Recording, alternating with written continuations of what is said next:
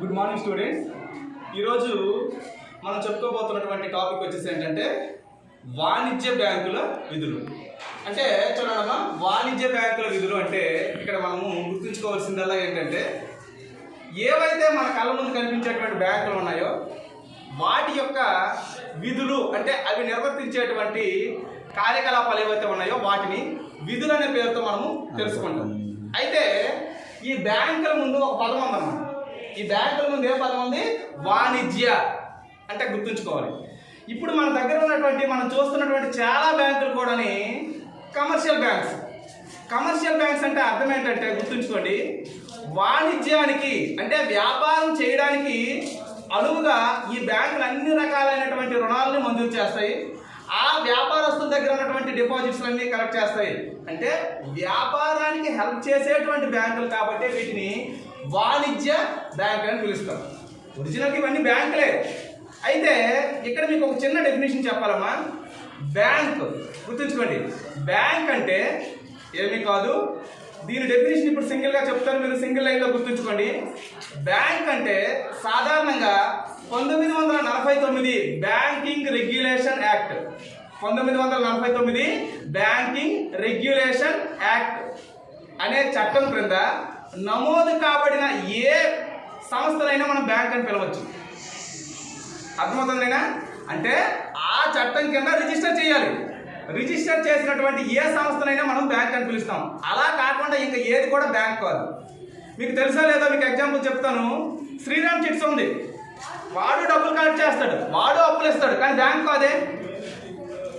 చెప్పింది అర్థమవుతుందా లేదా? అంటే బ్యాంక్ అని పిలవాలంటే, ఖచ్చితంగా బ్యాంక్ అని అనిపించుకోవాలంటే బ్యాంక్కి ఏంటా లక్షణం ఉండాలంటే బ్యాంకింగ్ రెగ్యులేషన్ యాక్ట్ 1949 ఆ చట్టం క్రింద నమోదు కాబడినటువంటి ఏ సంస్థనైనా మనము బ్యాంక్ అని పిలవచ్చు.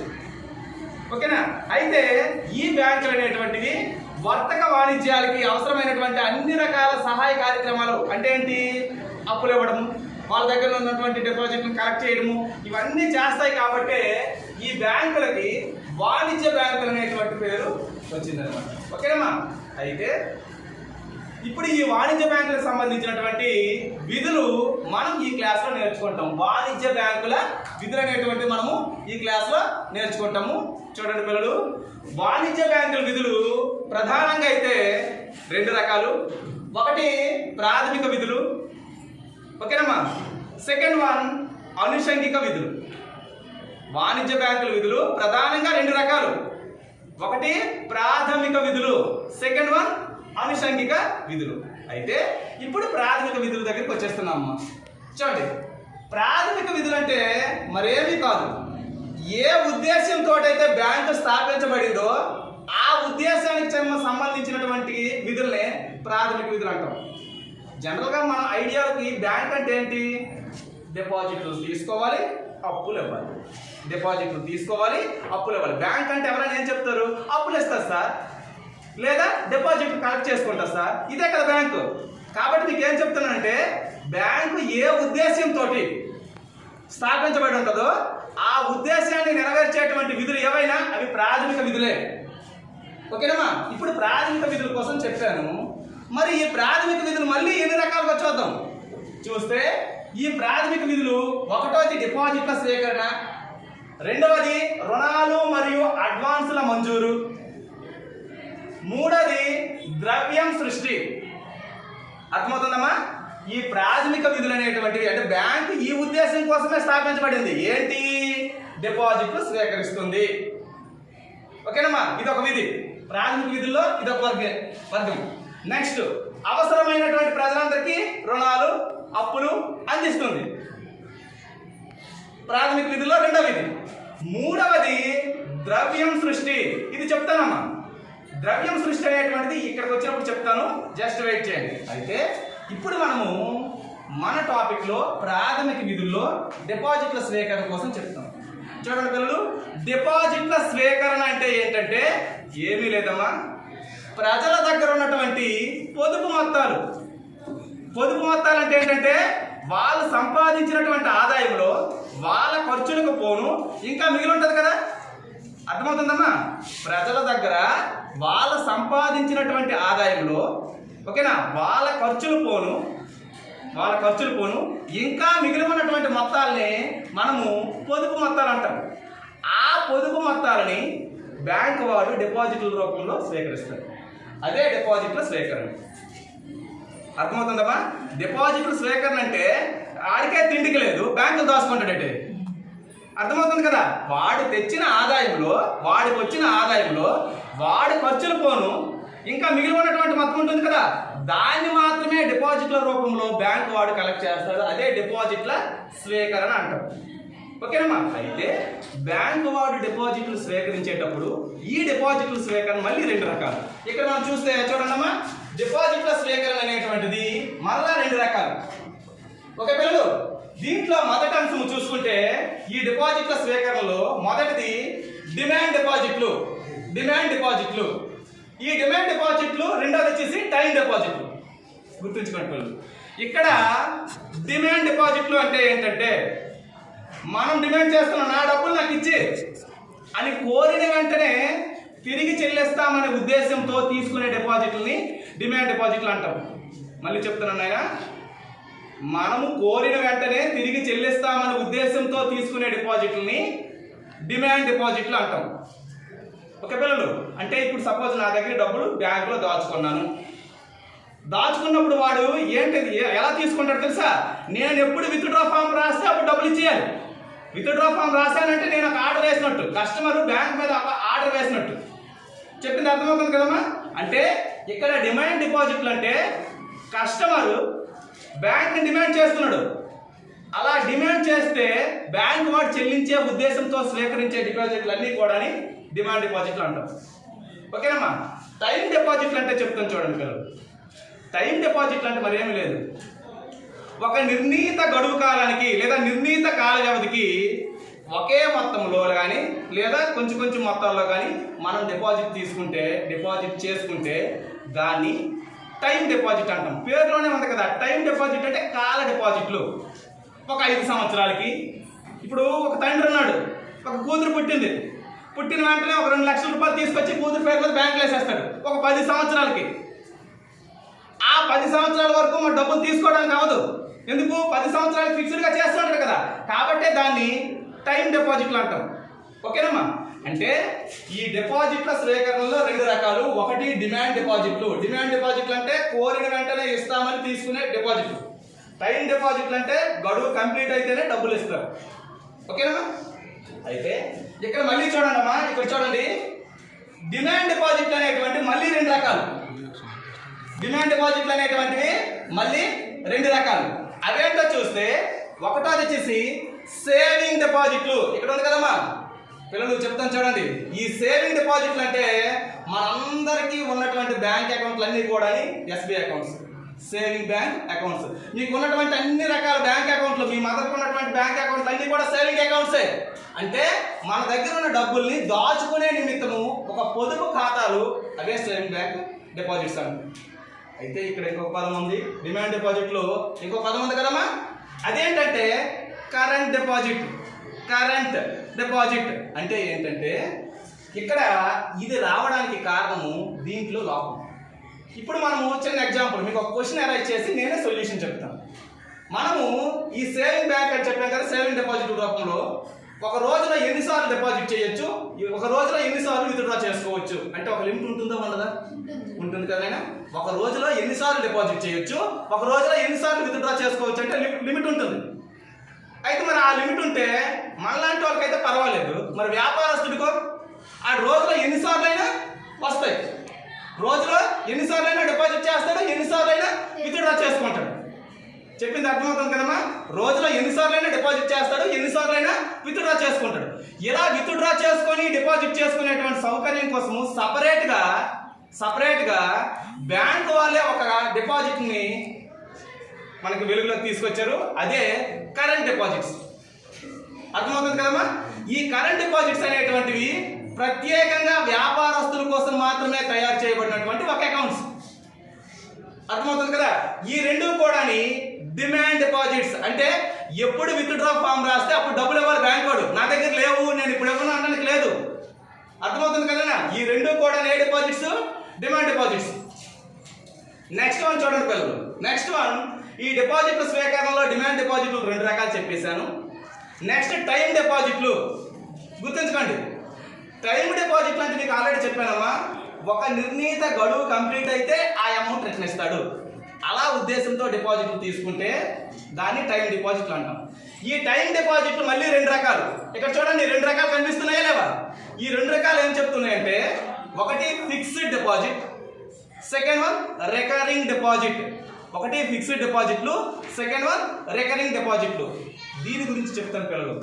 ఫిక్స్డ్ డిపాజిట్లు అంటే ఏంటంటే, ఒక నిర్ణీత కాలానికి, మళ్ళీ చెప్తానమ్మా, ఒక నిర్ణీత కాలానికి ఒకే మొత్తంలో ఒకేసారి డిపాజిట్లు చేస్తే దాన్ని ఫిక్స్డ్ డిపాజిట్ అంటాం.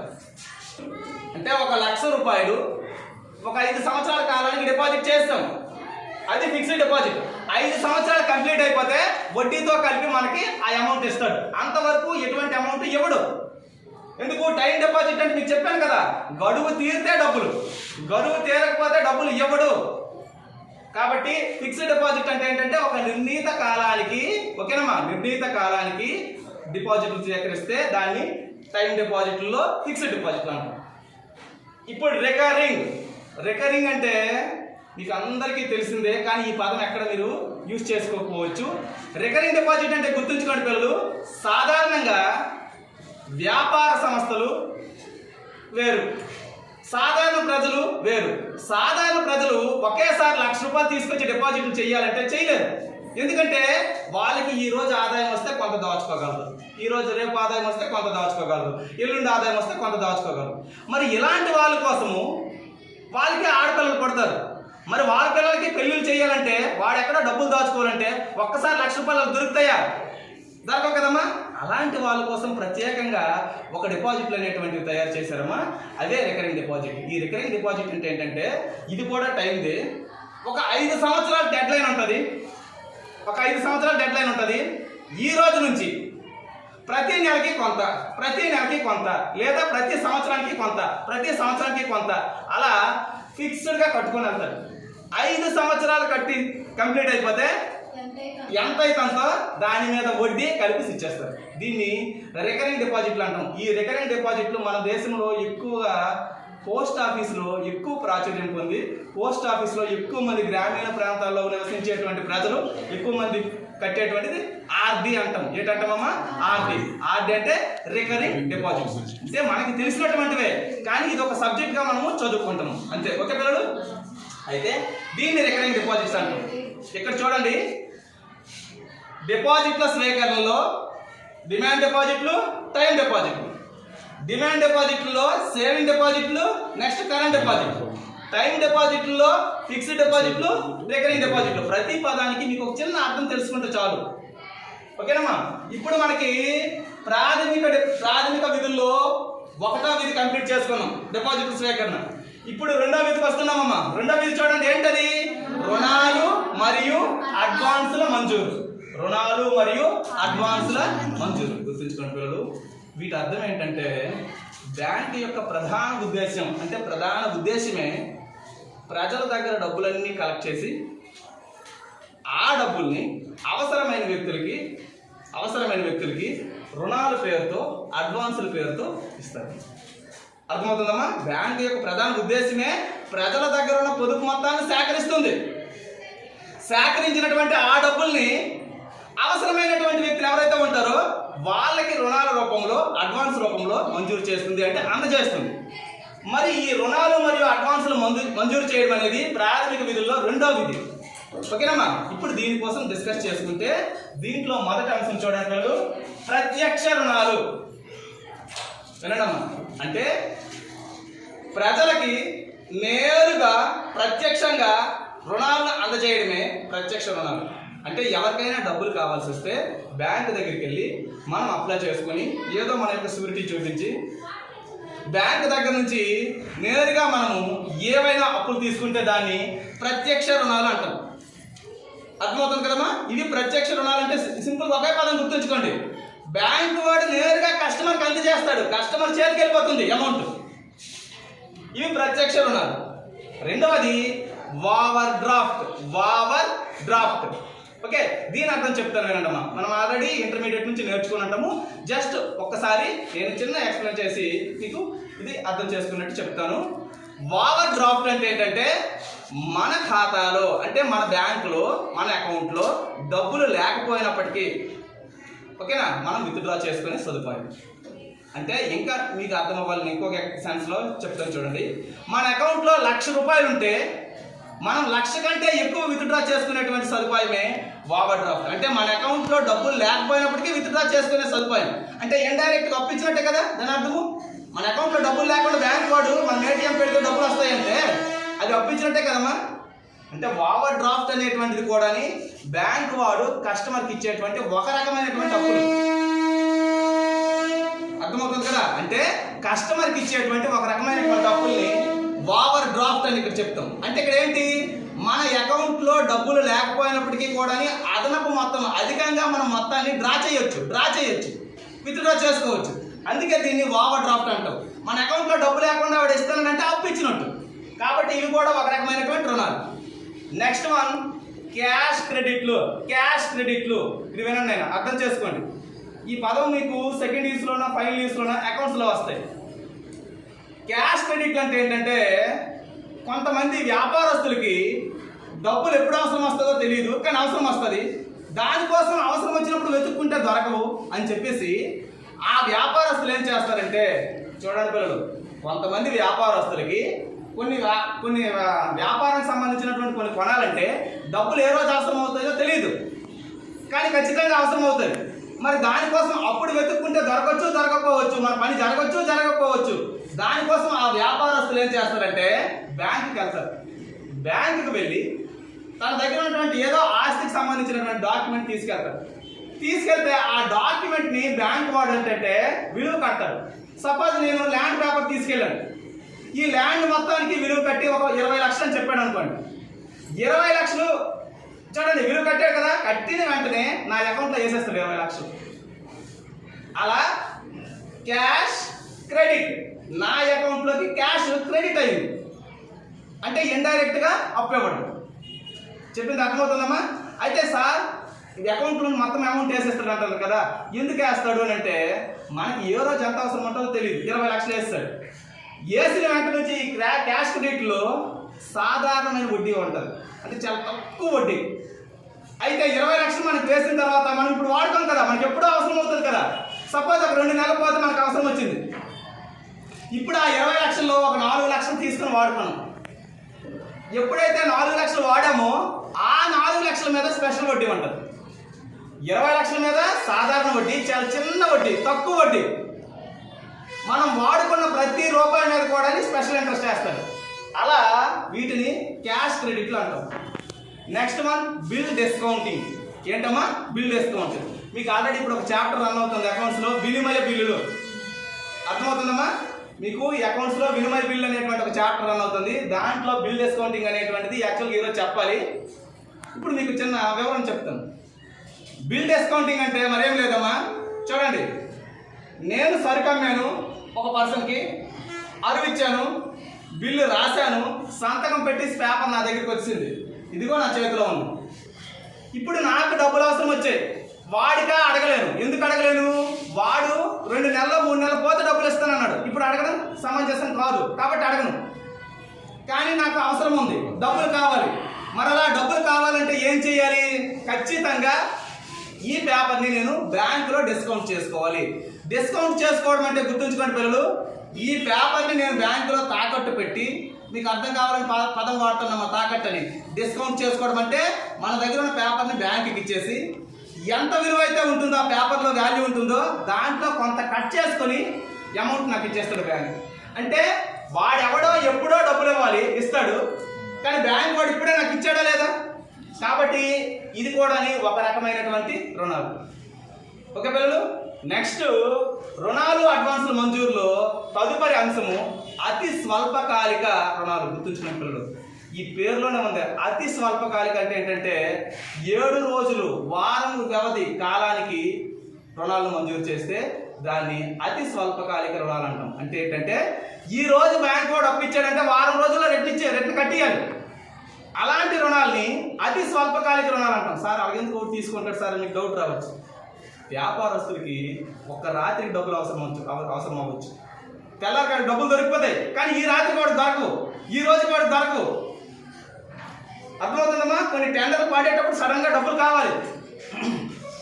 అంటే ఇక్కడ మీరు గమనించండి, వ్యాపారస్తుల అవసరం నిమిత్తము అతి స్వల్పకాలిక, ఇంకా బ్యాంకులకి కానీ లేకపోతే ఇంకా ఏ అవసరాలకైనా కానీ అతి స్వల్పకాలిక రుణాలంటే ఒక వారం వ్యవధి, 7 రోజు చూడండి, ఈ రోజు అప్పిస్తే వారం రోజుల్లోపు రిటర్న్ పే చేసేయాలి. అలాంటి రుణాలని అతి స్వల్పకాలిక రుణాలని అంటాం. ఏమంటాం అయినా? అతి స్వల్పకాలిక రుణాలని చెప్తాం. ఓకేనా? ఇది రుణాలు మరియు అడ్వాన్సుల మంజూరులో ఇది ఒక అంశం. నెక్స్ట్ వన్ టర్మ్ రుణాలు. గుర్తుంచుకోండి పిల్లలు, ఈ టర్మ్ రుణాలు అంటే మీకు బాగా తెలిసినవేని, కాకపోతే నేను ఇక్కడ ఈ పదంలోకి ఎక్స్ప్లెయిన్ చేస్తాను, వీటికి అర్థం చేసుకోండి. సాధారణంగా మనకి బ్యాంకు వాడు ఒకేసారి అప్పిస్తే అది అప్పు. అలా కాకుండా నాకు ఒక 25 లక్షల రూపాయలు అప్పించాడు, నేను 25 లక్షల రూపాయలు అప్పు శాంక్షన్ చేశాడు. అయితే 25 లక్షలు ఒకసారి ఇవ్వడు. ఈ సంవత్సరం 5 లక్షలు, నెక్స్ట్ ఇయర్ 5 లక్షలు, ఆ నెక్స్ట్ ఇయర్ ఇంకో 5 లక్షలు, ఆ నెక్స్ట్ ఇయర్ ఇంకో 5 లక్షలు, అలా 5 సంవత్సరాలకి 25 లక్షలు అప్పిస్తాడు. అర్థమవుతుందమ్మా? వాయిదాల రూపంలో అప్పిస్తే దాన్ని టర్మ్ రుణాలు అంటాం. మీకు టర్మ్ ఫీజు తెలుసు కదా, కాలేజ్ ఫీజు ఉంటుందా? First term, second term, third term అంటామా లేదా? అంటే మీరు కట్టాల్సిన ఫీజుని వివిధ వాయిదాల రూపంలో ఎలా కడతారో బ్యాంకు వాడు కూడా ఏంటంటే వాడు ఇచ్చేటువంటి అప్పుని ఒక్కసారి ఇవ్వకుండా వాయిదాల్లోనే అప్పేస్తాడు. దాన్నే టర్మ్ రుణాలు అని అంటాం.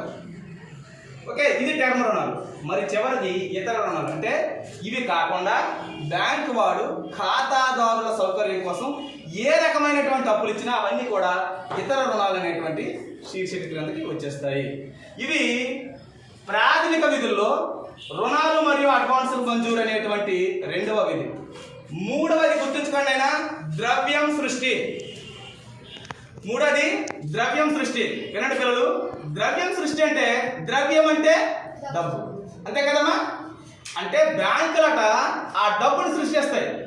అంటే ప్రింట్ చేయవు, నేను ప్రింట్ చేయవు, కానీ ఈక్వల్ టు క్యాష్ని సృష్టిస్తాయి. ఎలా అంటే మీకు ఎగ్జాంపుల్ చెప్తాను, మీ ద్వారా రాబడతాను. చూడండి, మీకు నేను డబ్బులు బాకీ, అర్థమవుతుందమ్మా? మీరు నన్ను అడిగారు, సార్ నాకు డబ్బులు ఇచ్చేయండి అని అడిగారు. అప్పుడు నేను ఏం చేశానంటే నా దగ్గర క్యాష్ లేదామని చెప్పి ఒక చెక్ రాసి మీకు ఇచ్చాను. చెక్ అని డేట్ ఇచ్చాను, ఒక పేపర్ ఇచ్చాను, కానీ మీరు తీసుకొని వెళ్ళిపోతారు. ఎందుకు? చెక్ ఈక్వల్ టు క్యాష్ కదా. అర్థమవుతుందా లేదా? అంటే మీకు ఇచ్చినటువంటి ఒక పేపరే, కానీ అది క్యాష్లా ట్రీట్ అవుతుందా లేదా? మరి ఆ చెక్ అనేటువంటిది ఎవరు ప్రొవైడ్ చేస్తారు? బ్యాంక్ వాడు, అంతే కదా. మన చెక్ బుక్ ఫెసిలిటీ ఎవరు ఇస్తారు? బ్యాంక్ వాడు. ఆ బుక్ ఇస్తాడు, మన అకౌంట్లో డబ్బులు ఉంటే వాడే విత్డ్రా చేసుకునే ఫెసిలిటీ ఇస్తాడు. అంటే బ్యాంకులు సృష్టించేటువంటి ద్రవ్యము ఈ చెక్కులు, డీడీలు. అర్థమవుతుంది కదమ్మా? ఇవన్నీ కూడా ఏంటంటే ద్రవ్యం సృష్టి అంటాం. బ్యాంకు వాడు సృష్టించినటువంటి ఒక రకమైనటువంటి కరెన్సీ ఇది, ఒక రకమైనటువంటి మనీ ఇది. దీన్ని ద్రవ్యం సృష్టి అని అంటాం. ఓకే పిల్లలు, ఇవి చూడండి, ఇప్పటి వరకు మనం చెప్పుకున్నటువంటి అంశాలు వాణిజ్య బ్యాంకుల విధులలో ప్రాథమిక విధులు డిస్కస్ చేసుకున్నాము. దీంట్లో 1వది డిపాజిట్ల స్వీకరణ, 2వది రుణాలు మరియు అడ్వాన్సుల మంజూరు, 3వది ద్రవ్యం సృష్టి. ఓకే పిల్లలు, అయితే ఇప్పుడు వాణిజ్య బ్యాంకుల విధుల్లో మన 2వ ప్రధానమైనటువంటి అంశాలు చూసుకుంటే ఒక్కసారి డిస్కస్ చేద్దాము. చూడండి, దీంట్లో వాణిజ్య బ్యాంకుల విధులు సెకండ్ ప్రధానమైనటువంటిది అనుషంగిక విధులు. అనుషంగిక, ఇంకా ఇంగ్లీష్లో చెప్పాలంటే సెకండరీ. అంటే ప్రైమరీ అంటే మీకు ఇంతకు చెప్పాను, బ్యాంకు ఏ ఉద్దేశంతో అయితే స్థాపించబడిందో దానికోసం చేసే విధుల్ని ప్రాథమిక విధులు అని అంటాం. మరి అనుషంగిక విధులు అంటే ఇవి చెయ్యొచ్చు, చెయ్యకపోనవచ్చు. ఇవేం చేస్తాయంటే కస్టమర్స్కి కొన్ని హెల్ప్ చేసేటువంటి విధులు, అందుకే వీటిని అనుషంగిక విధులు లేదా ఆక్సిలరీ ఫంక్షన్స్ అని చెప్తాం. ఎక్కడ గుర్తుంచుకోండి పిల్లలు, అనుషంగిక విధులు అంటే బ్యాంకు వారు ఖాతాదారులకి ప్రొవైడ్ చేసేటువంటి ఒక రకమైనటువంటి సేవలు. ఈ సేవలే ఒక విధి. అయితే ఇక్కడ మనం చూస్తే ఈ అనుషంగిక విధులు మళ్ళీ ప్రధానంగా 2 రకాలు. ఈ అనుషంగిక విధులు మళ్ళీ ఎన్ని రకాలమ్మా? 2 రకాలు. ఒక్కసారి చూస్తే దీంట్లో మొదటిది ఏజెన్సీ సేవలు. ఏంటమ్మిది? ఏజెన్సీ సేవలు, గుర్తుంచుకోండి. రెండవది సాధారణ ప్రజోపయోగ సేవలు. ఇవన్నీ మీకు తెలిసినవే.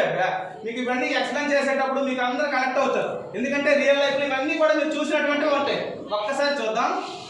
ఏజెన్సీ సేవలు అంటే గుర్తుంచుకోండి పిల్లలు, బ్యాంకు వాడు ఖాతాదారుడి తరపున ఒక ఏజెంట్గా వ్యవహరించి చేసే సేవలు.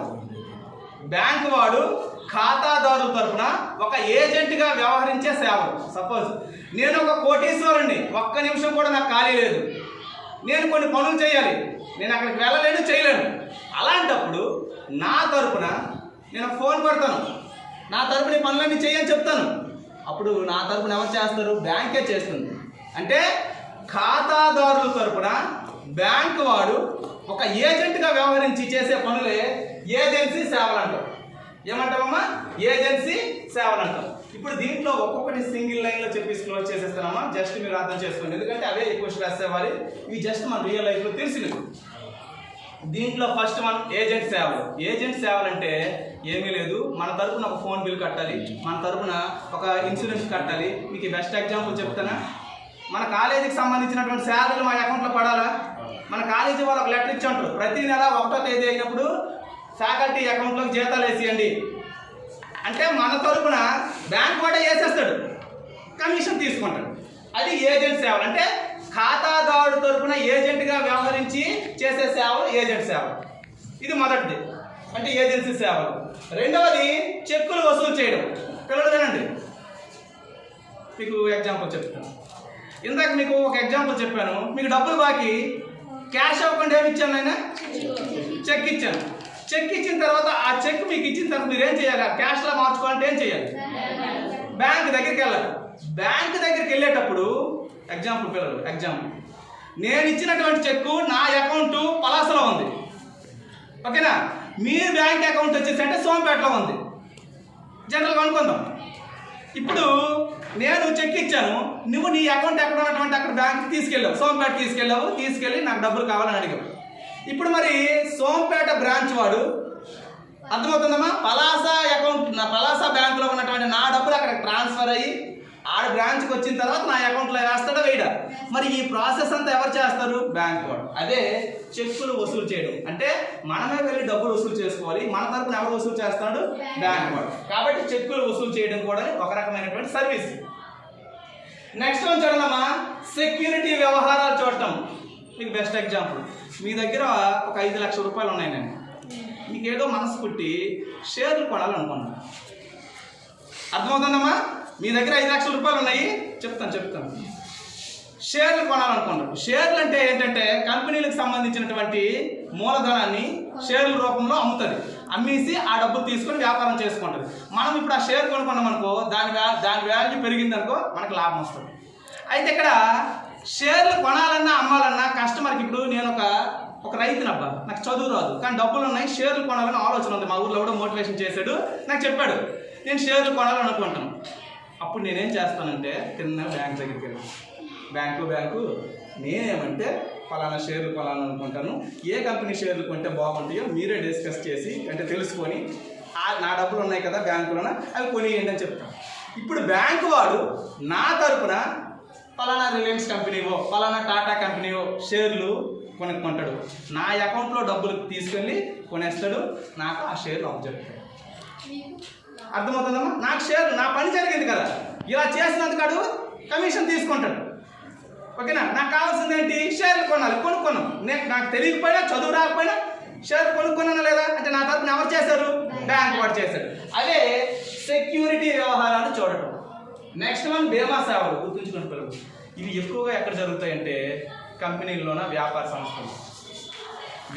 సంస్థలు సంబంధించినటువంటి స్టాక్ అంటే సరుకులకు కానీ ముడి పదార్థాలకు కానీ వస్తువులకు కానీ ఎక్కువ ఇన్సూరెన్స్ చేస్తాయి. ఎందుకు ఇన్సూరెన్స్ చేస్తాయంటే ఏ అగ్ని ప్రమాదాల వల్ల లేకపోతే ఏదైనా సరుకు పోయిందనుకోండి, అప్పుడు ఏమవుతుంది? పెట్టుబడి పెట్టిన డబ్బులన్నీ వేస్ట్ అయిపోతాయి. కాబట్టి వాళ్ళు రిస్క్ తీసుకోకుండా ముందు ఇన్సూరెన్స్ చేసుకుంటారు. అలా ఇన్సూరెన్స్ చేసుకునేటప్పుడు ఆ ఇన్సూరెన్స్ని క్రమం తప్పకుండా ప్రతి సంవత్సరం కట్టాల్సినటువంటి సందర్భంలో మనుషులు అయితే మర్చిపోతారు. మరి బ్యాంక్ అనేది ఆ పని పట్టుకొనే ఉంటుంది కదా, దాని పనే కస్టమర్ల యొక్క వ్యవహారాలు చూడటం. అలా కస్టమర్ల తరపున బీమా ప్రీమియం కట్టడం, అంటే ఇన్సూరెన్స్ కట్టడం, కస్టమర్లకు ఎవరికెప్పుడు ఏ అవసరం ఉందో ఆ ఇన్సూరెన్స్ చేయించడం, ఇవన్నీ చేస్తుంది. దీన్ని బీమా సేవలు అని అంటారు. ఇలా సేవ చేసినందుకు కమిషన్ తీసుకుంటారు. ఇక్కడ చెప్పిన ఇవన్నీ కూడా బ్యాంక్ వాడు కస్టమర్కి ప్రొవైడ్ చేసే సర్వీసులు. ఈ సర్వీసుల వల్ల బ్యాంక్ వాడు ఏం చేస్తాడంటే కమిషన్ తీసుకుంటాడు. ఇక్కడ అప్పులు ఇస్తే వడ్డీ వస్తుంది, ఇక్కడ మాత్రం ఏంటంటే ఇవన్నీ కూడా అనుషంగిక విధులు అనేవి సౌకర్యాలు. ఆ సౌకర్యాలు కల్పించడం వల్ల ఏమవుతుందంటే ఆటోమేటిక్గా బ్యాంక్ వాడు వచ్చేసి ఏంటంటే ఛార్జ్ చేస్తాడు. నేను సేవ చేశాను, నాకు కమిషన్. ఓకేనమ్మా. నెక్స్ట్ చూడండి, డివిడెండ్ వసూలు చేయడం. పిల్లలు డివిడెండ్ అంటే గుర్తుంచుకోండి, మనం ఇంతకుముందు చెప్పాము, ఒక కంపెనీ వాటాలు కొన్నాం అంటే షేర్లు కొన్నాం. షేర్లు కొంటే ఆ కంపెనీకి సంవత్సరం లాభం వచ్చింది. లాభం వస్తే ఆ లాభాన్ని మాకు డివిడెండ్ పంచారు. అంటే వాటాల మీద వచ్చిన లాభాలని డివిడెండ్ అంటామమ్మా. ఆ డివిడెండ్ని మనం అక్కడికి వెళ్ళి కలెక్ట్ చేయడం. బ్యాంక్ వాడైతే వాడు కలెక్ట్ చేసుకుంటాడు. కలెక్ట్ చేసుకొని ఆ డివిడెండ్ని మన అకౌంట్లో వేస్తాడు. డివిడెండ్ అంటే లాభము. ఇప్పుడు నేను టాటా రిలయన్స్ అని చెప్పాను కదమ్మా, ఆ షేర్ కొన్నాం కదా, ఈ సంవత్సరం టాటా కంపెనీకి లాభం వచ్చింది. ఆ లాభాన్ని అంతా కూడా వాటాదారులు నాలాంటి అందరికి పంచారు. అలా పంచగా వచ్చిన దాన్ని డివిడెండ్ అంటాము. మరి ఆ అమౌంట్ని నేను తీసుకోవాలంటే నాకు తెలియదు, షేర్లు కొనడమే నాకు తెలియదు, మరి డివిడెండ్ నేను ఎక్కడ వసూలు చేయగలను? కాబట్టి బ్యాంక్ వాడు వసూలు చేస్తాడు. అలా వసూలు చేయడం కూడా ఏజెన్సీ సేవలో వస్తుంది. నెక్స్ట్ వన్, ఆస్తుల కొనుగోలు అమ్మకాలు. నాకు ఈ రైల్వే ట్రాక్ పక్కన 3 ఎకరాల భూమి కావాలి, నేనేమో వైజాగ్లో ఉంటాను. నాకు ఈ సోంపేటలో రైల్వే ట్రాక్ పక్కన 3 ఎకరాల భూమి కావాలని నేను అనుకున్నాను. నాకు డబ్బులు ఉన్నాయి, నేను సోంపేటలో ఉన్న ఎస్బీఐకి ఫోన్ కొట్టాను, నేను వైజాగ్లో ఉన్నాను, నాకు అక్కడ భూమి కావాలి, మీరు ఎక్కడైనా కొనిపెట్టగలరని. అప్పుడు ఎస్బీఐ వచ్చేసి ఏంటంటే అక్కడ ఉన్నటువంటి ఒక ఆఫీసర్ని పంపించి ఇక్కడ ఎవరైనా అమ్ముతారని కనుక్కొని అమ్మితే రేట్ ఫిక్స్ చేసేసి నాకు ఫోన్ చేసి చెప్తారు. చెప్పిన తర్వాత కొనియండి, నాకు కావాలి కదా, కొనియండి అని చెప్పాను. నా అకౌంట్లో డబ్బులు తీసుకొచ్చి కొనేస్తారు. ఆ పత్రాలు తీసుకొచ్చి నా చేతిలో పెట్టేస్తారు. అంటే ఆస్తులు కొనడం కానీ మన ఆస్తులు అమ్మడం కానీ. చూడండి అమ్మా, బ్యాంక్ అనేది మన మైండ్ సెన్స్ మార్చేయాలి. ఫస్ట్ బ్యాంక్ అంటే అప్పులు ఇచ్చేదే బ్యాంకు, డిపాజిట్లు తీసుకుంటే అప్పు కాదు. చాలా పనులు ఇక్కడ చెప్పుకున్నటువంటి ఇవన్నీ పనులు కూడా బ్యాంకు చేస్తుంది. అయితే ఇవి మన ఏరియాలో కనిపించవు. ప్రతిదీ కూడా అంటే బ్యాంక్ అంటే చాలా రాను ఇంకా ప్రతిదీ కూడా బ్యాంక్ చేసేటువంటి. ఎందుకంటే బిజినెస్ని ఎక్స్పాండ్, బ్యాంక్ అనేది ఒక వ్యాపారం. ఆ బిజినెస్ ఎక్స్పాండ్ చేసుకోవడం కోసం వాళ్ళు ప్రయత్నం చేస్తారు. కాబట్టి ఆస్తులు కొనడం కానీ అమ్మడం కానీ. నెక్స్ట్ వన్, ట్రస్టీలు అటార్నీలుగా వ్యవహరించడం. అంటే దీని అర్థం ఏంటంటే ఇక్కడ గుర్తుంచుకోండి, బ్యాంకులు ఇప్పుడు సపోజ్ ఇది ఒక సంస్థానం అనుకోండి, ఇది కాలేజ్ కాదు, సంస్థానం అనుకోండి. ఈ సంస్థానంలో కొన్ని కోట్ల రూపాయల ఆస్తులు ఉన్నాయి. ఓకేనా? ఈ వారసుడు చచ్చిపోయి బ్యాంక్ వాడికి ఒక లెటర్ ఇచ్చాడు. ఏంటో లెటర్ ఇచ్చాడు తెలిసిన? ఒకవేళ నేనేదైనా పోతే ఈ ఆస్తుల లావాదేవీలన్నీ కూడా మీరు చెయ్యండి అని చెప్పేసి బ్యాంక్ వాడికి ఒక లెటర్ ఇచ్చాడు. అప్పుడు ఏమవుతుంది, బ్యాంక్ వాడే ఈ ట్రస్ట్ ఏదైతే ఉందో ఆ ట్రస్ట్ని ట్రస్టీగా వ్యవహరిస్తాడు. ట్రస్టీ అంటే ఏంటంటే వీటన్నిటికీ కూడా యజమానిగా వ్యవహరిస్తాడు. అంటే చెక్కులు ఇవ్వడం కానీ, మంజూరు చేయడం కానీ, లేకపోతే దీనికి సంబంధించిన ఆస్తులు అమ్మడం కానీ, కొనుక్కోవడం కానీ, ఆదాయం తీసుకోవడం కానీ, అప్పులు తెచ్చుకోవడం కానీ అన్నీ కూడా తను చేస్తాడు. అలా ట్రస్టీలుగా అటార్నీలుగా వ్యవహరించడం. ఇవన్నీ ఏజెన్సీ సేవలండి. ఇవన్నీ ఏ సేవలు అంటారమ్మా? ఏజెన్సీ సేవలు. ఇక అనుషంగిక విధుల్లో మొదటిది ఏజెన్సీ సేవలు అని చెప్పాము. రెండవది చూడండి, సాధారణ ప్రజోపయోగ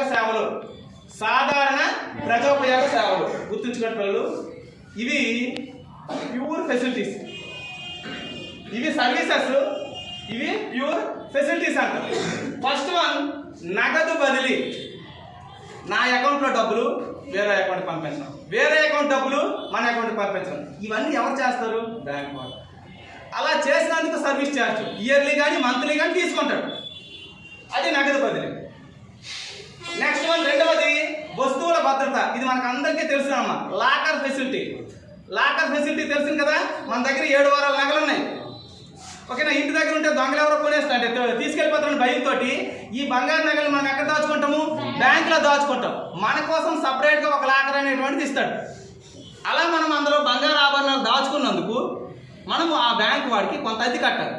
లాకర్ అద్దె అని అంటారు, మీకు అకౌంట్స్లో వస్తుంది పదం. అంటే మనము మన యొక్క విలువైనటువంటి వస్తువులు లేదా విలువైనటువంటి అంశాలని దాచుకునేడు ఇంకోడని బ్యాంక్ వాడు ప్రొవైడ్ చేస్తాడు. అది వస్తువుల భద్రత. నెక్స్ట్ వన్ పరపతి లేఖలు. గుర్తుంచుకుంటాను పరపతి లేఖలు. ఓకే, పరపతి లేఖలు అంటే ఏం లేదు. నేను ఇక్కడ వ్యాపారస్తుడిని సోంపేటలో. గుజరాత్లో నాకు అక్కడ ఒక బట్టల షాప్ నుంచి నాకు అరువు కావాలి. డబ్బులు పట్టుకెళ్తే భయం, ట్రైన్లో వెళ్ళాలంటే ఏమనుకొని చెప్పేసి. అయితే ఇప్పుడు ఏం చేశాను అంటే బ్యాంక్ దగ్గర నుంచి ఒక లెటర్ పట్టుకొచ్చాను, ష్యూరిటీ లెటర్. ఓకేనా. బ్యాంక్ వాడు ఏం రాస్తాడు? వీడు నా కస్టమర్, వీడికి 10 లక్షల వరకు మీరు అరువు ఇవ్వచ్చు, వాడు కట్టకపోతే నేను ఇస్తాను అని బ్యాంక్ వాడు ఒక ష్యూరిటీ ఇస్తాడమ్మా. చెప్పింది అర్థమవుతుంది కదా. అంటే బ్యాంక్ వాడు ఒక పేపర్ ప్రింట్ చేసి ఇస్తాడు. అందులో ఏం రాసి ఉంటుందంటే వీడు నా కస్టమరు, ఈ పేపర్ ఎవడైతే పట్టుకొని వస్తాడో వాడికి 10 లక్షల రూపాయలు అరువు ఇవ్వచ్చు. వాటిని పరపతి లేఖలు అని అంటాం. వాటిని ఏమంటామమ్మా? పరపతి లేఖలు అని అంటాం. నెక్స్ట్ వన్ ప్రయాణికుల చెక్కులు. ప్రయాణికుల చెక్కులు అంటే గుర్తుంచుకునే పిల్లలు, కొన్ని ప్రత్యేకమైనటువంటి అవసరాల కోసము మనం అర్జెంటుగా మనం కొంత మొత్తాన్ని చెల్లించవలసిన సందర్భాలు ఉంటాయి. అటువంటప్పుడు తాత్కాలిక చెల్లింపుల నిమిత్తము ఈ ప్రయాణిక చెక్కులు అనేటువంటివి ఉపయోగిస్తారు. ఇది కూడా బ్యాంకు వాడు కస్టమర్కి కల్పించే ఒక సదుపాయం. నెక్స్ట్ వన్ చూడండి, విదేశీ వ్యవహారాలకు సహాయపడడం. విదేశీ వ్యవహారాలు అంటే మీకు ఎగ్జాంపుల్ చెప్తాను చూడండి. ఆయన గుర్తుంచుకోండి. సపోజు మీకే పిల్లలు, మీకే ఒక వస్తువు కావాలి, అమెరికాలో ఉంది. అక్కడ ఉందని మీరు నెట్లో చూసారో ఏం చేశారో కానీ తెలిసిపోయింది. కానీ అది కొనాలి. డబ్బులు నీ దగ్గర రూపాయల్లో ఉన్నాయి, అక్కడ డాలర్లు కావాలని నీకు తెలుసును, డాలర్ రూపంలో పే చేయాలని తెలుసును. కానీ ఏంటి చేయాలి, అది మనకు ఎలా వస్తుందని మనకు తెలియదు. అప్పుడు మనం ఏం చేయొచ్చు అంటే బ్యాంక్కి సంప్రదించాలి. నాకు పలానా వస్తువు కావాలి, ఓకేనా, దానికి సంబంధించి నాకున్న క్యాష్ని మీరు ఆ డాలర్లో కన్వర్ట్ చేసుకుని పే చేసేసి నాకు ఆ వస్తువు తెప్పించేయండి. అలా విదేశీ వ్యవహారాలకు సహాయపడటం. అర్థమవుతుంది కదన్నా. ఏ వస్తువులు కొనాలన్నా, ఏ వస్తువులు అమ్మాలన్నా ఇతర దేశాలతో అలా విదేశీ వ్యవహారాలు జరిపించేటప్పుడు అవసరమైనటువంటి అన్ని పనులు కూడాని, అవసరమైనటువంటి అన్ని కార్యకలాపాలు కూడాని పూర్తిగా బ్యాంక్ వాడే చేస్తాడు. ఇది విదేశీ వ్యవహారాల్లో సహాయపడటం అని చెప్తాం. ఓకేనమ్మా. నెక్స్ట్ వన్ వ్యాపార సమాచారం అందజేయడం. అంటే ఇక్కడ ఒక విషయం గుర్తుంచుకోండి. కొంతమంది పెట్టుబడిదారులు చూడండమ్మా, మీరందరూ కూడా డబ్బులు పట్టుకొని చేతిలో పట్టుకున్న ఇన్వెస్టర్స్ అంటే పెట్టుబడిదారులు. మీకు ఏంటంటే ఏ కంపెనీలో డబ్బులు పెట్టాలి, ఏ కంపెనీలో పెట్టుబడి పెట్టాలని ఆలోచనతో ఉన్నారు. మీకు ఆ సమాచారం మీ దగ్గర లేదు. డబ్బులు అయితే ఉన్నాయి, పెట్టుబడి పెట్టాలని అనుకుంటాను. ఇప్పుడు అంతే కదా, మీకు అర్థమవుతుందా? ఇప్పుడు సపోజ్ నా దగ్గర ఒక 5 లక్షలు ఉంది, నేను ఎక్కడో డిపాజిట్ చేయాలనుకుంటాను. నా దగ్గర ఇన్ఫర్మేషన్ లేదు. ఏంటి, ఏ బ్యాంకులో దాచుకుంటే ఎక్కువ ఇంట్రెస్ట్ ఇస్తాడు కదా, అర్థమవుతుందా? ఎక్కడ మనం డిపాజిట్ చేస్తే ఎక్కువ ఇంట్రెస్ట్ ఇస్తాడో నాకు తెలియదు. అలాగే మీలాంటి పెట్టుబడిదారులు ఎవరైతే ఉంటారో వాళ్ళు ఏ కంపెనీలో పెట్టుబడి పెడితే ఏ కంపెనీ సక్సెస్ఫుల్గా ఉందో తెలిస్తే దాంట్లో ఇన్వెస్ట్ చేస్తారు. అలా చెయ్యాలి అని అంటే ఖచ్చితంగా ముందు ఆ వ్యాపార సంస్థల యొక్క సమాచారం కావాలంటే ఆలోచించి చెప్పరు. అర్థమవుతుందమ్మా? మనం తెలుసుకోవాలి. కస్టమర్ తెలుసుకోవాలంటే ఎక్కడికి వెళ్ళాలి? బ్యాంకుకే వెళ్ళాలి. బ్యాంకుకి వెళ్ళి ఫలానా కంపెనీలో నేను పెట్టుబడి పెట్టాలనుకుంటాను, ఆ కంపెనీ ప్రోగ్రెస్ చెప్పండి, గత 5 సంవత్సరాలుగా లాభాలు వచ్చాయా నష్టాలు వచ్చాయా దాని పరిస్థితి ఏంటో నాకు చెప్పండి అని అడుగుతాం. అప్పుడు బ్యాంకు వాడు అన్ని అనాలిసిస్ చేసి మీరు అనుకున్నటువంటి మంచిదని, మంచి కంపెనీ, గత 5 సంవత్సరాల నుంచి అలాగే లాభాలు పెరుగుతూ వచ్చాయి, మీరు ఇప్పుడు పెట్టుబడి పెడితే సక్సెస్ అవుతుంది, మీకు ఎంత డబ్బులైనా వస్తాయి, రిటర్న్ వస్తాయి అని చెప్తారు. అలా వ్యాపార సంస్థలకు సంబంధించిన సమాచారం కూడా బ్యాంకులు తీసుకొస్తాయి. అది వ్యాపార సంస్థల సమాచారం అందజేయడం. ఇక రెఫరీలుగా వ్యవహరించడం. గుర్తుంచుకోండి పిల్లలు, రెఫరీలు అంటే మీకు ఈ రెఫరీ అనేటువంటిది అబ్బాయిలకి కొంచెం బాగా తెలుస్తుంది, లేదా స్పోర్ట్స్లో తెలుస్తాయి, మ్యాచ్ రెఫరీ అంటాం కదా. కానీ ఇక్కడ రెఫరీ అంటే గుర్తుంచుకోండి పిల్లలు, ఏవైనా వ్యవహారాలకు ఇరు పార్టీలకి మధ్యవర్తి వహించడం, ఇరు పార్టీల తరపున మధ్యవర్తిత్వం వహించడము, అలా వహిస్తూ ఒక కార్యక్రమాన్ని నెరవేర్చడమే రెఫరీలుగా వ్యవహరించడం. అంటే కొన్ని అమ్మకాలు కొనుగోలు సందర్భంలో మధ్యవర్తిత్వం చేసి అమ్మినోడికి ఒక దగ్గర, కొనుగోలుకి ఒక దగ్గరికి చేర్చి వాళ్ళిరువురి మధ్య ఆ అమ్మకం అనేటువంటి ప్రక్రియ జరిపించి ఎవరి చేతుల వారికి పంపించేస్తారు. అది రెఫరీగా వ్యవహరించడం. ఇది కూడా బ్యాంక్ చేస్తుందమ్మా. లాస్ట్ వన్ చందా పూచి ఇవ్వడం. ఇదే లాస్ట్, గుర్తుంచుకోండి. చందా పూచి అంటే కొత్తగా కంపెనీలు పెట్టేటువంటి సంస్థలకి ప్రజల దగ్గర నుంచి చందా పూచి, చందాలు అనేటువంటివి రావాలి. అంటే అప్లికేషన్తో పాటు చందా కట్టాలి. మీకు ఆల్రెడీ ఫస్ట్ ఇయర్ BOMలో ఈ టాపిక్ ఉంటుంది. ఏంటంటే కొత్తగా కంపెనీ పెట్టుకుంటే వాడు పేపర్లో ప్రకటన ఇవ్వాలి. పేపర్లో ప్రకటన ఇచ్చిన తర్వాత ఆ ప్రకటన చూసి ప్రజలందరూ కూడా మాకు మీ కంపెనీలో పెట్టుబడి పెడతామని చెప్పేసి చందాలు కలపాలి. అలా చందాలు ఇస్తేనే ఆ కంపెనీకి ప్రజల్లోన సమాజంలో పేరు ఉందని చెప్పి కంపెనీ వాడు రిజిస్టర్ చేస్తాడు, కంపెనీ రిజిస్టర్. లేకపోతే నీ కంపెనీ ప్రజల్లో నమ్మకం లేదు, నువ్వు కంపెనీ పెట్టకని చెప్పేసి క్లోజ్ చేసేస్తాడు. మరి ఇలాంటప్పుడు డబ్బులు పెట్టి భూమి కొనుక్కొని యంత్రాలు తెచ్చి బిల్డింగ్ కట్టేసినాడు ఆ డబ్బులను వేస్ట్ చేస్తాడా? ఒక బ్రోకర్ని సంప్రదిస్తాడు. ఎవరిని సంప్రదిస్తాడమ్మా? ఒక బ్రోకర్ని సంప్రదిస్తాడు. ఆ బ్రోకర్ ఎవరంటే ఇక్కడ బ్యాంక్ వాడు. ప్రజలెవరు చందాలు కట్టకపోతే, వినండమ్మా, ప్రజలెవరు చందాలు కట్టకపోతే ప్రజల తరపున, ఎవరి తరపునమ్మా? ప్రజల తరపున బ్యాంకు వాడే వాళ్ళ పేర్లు వీళ్ళ పేర్లు రాసేసి చందాకి పూచి ఇస్తాడు. పూచి అంటే హామీ. ఓకేనా? దీన్ని చందా పూచి అని అంటారు. ఓకే పిల్లలు, ఇప్పటి వరకు మనం చెప్పుకున్నటువంటివి గుర్తుంచుకోండమ్మా. వాణిజ్య బ్యాంకుల విధులు చిన్న క్విక్ రివ్యూ చెప్పేస్తాను, క్లోజ్ చేసేస్తాను. ప్రధానంగా వాణిజ్య బ్యాంకుల విధులు 2 రకాలు. ఒకటి ప్రాథమిక విధి, సెకండ్ వన్ అనుషంగిక విధులు. ప్రాథమిక విధులు మళ్ళా 3 రకాలు. డిపాజిట్ల స్వీకరణ, రుణాలు అడ్వాన్సులు మంజూరు మరియు ద్రవ్యం సృష్టి. అలాగే అనుషంగిక విధులకు వచ్చేసి ఏంటంటే ఏజెన్సీ సేవలు, సాధారణ ప్రజోపయోగ సేవలు. ఇవి బ్యాంకు వాళ్ళు లేదా బ్యాంకులు చేసేటువంటి, ఆధునిక బ్యాంకులు చేసేటువంటి విధులుగా మనము చెప్పుకుంటాము. ఇంతటితో ఈ క్లాస్ని ముగిస్తున్నానమ్మా. ఓకే.